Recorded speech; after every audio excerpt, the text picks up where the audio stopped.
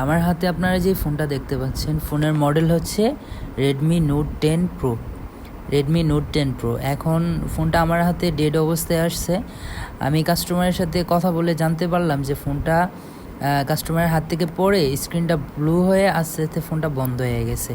এখন সাধারণত আমরা ভাবি যে এটা হয়তো বা ডিসপ্লেতে সমস্যা, আসলে এটাতে ডিসপ্লেতে সমস্যা না।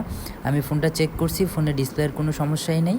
তারপর কাস্টমারের সাথে কথা বলে আরও যতটুকু জানতে পারলাম, কাস্টমারের কথা অনুযায়ী হচ্ছে কাস্টমার এটা আগেও সিপিইউ রিভল করছে, ফোনটা ডেড হয়ে গেছিলো আগেও, তারপর হচ্ছে সিপিইউ রিভল করা হয়েছে। কাস্টমারের কথা শুনে আমার আর বুঝতে পারি কি নাই যে এটা সিপিইউতে সমস্যা। তাও হচ্ছে আমি আই চার্জারে একটু কানেক্ট করে আই চার্জারের রেটিংটা দেখলাম। আই চার্জারের রেটিং হচ্ছে 1 নাম্বার পয়েন্টে হচ্ছে আমি এটা কানেক্ট করলাম। আই চার্জারের রেটিং হচ্ছে 0.4 0.3। আচ্ছা, এই রেটিং আসলে আমরা সাধারণত মনে করি সিপিইউতে সমস্যা, আর না হলে হচ্ছে ফোনে শর্ট আছে। এখন এটা যেহেতু আগেও সিপিইউ রিভল করা হয়েছে, এখন আমার 100% শিওর যে আমি এটা সিপিইউতেই সমস্যা, এটা আর অন্য কোথাও সমস্যা না।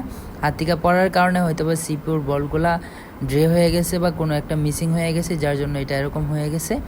এখন হচ্ছে আমি এটার সিপিইউটা রিভল করব, দেন হচ্ছে চেষ্টা করব এটা অন করার।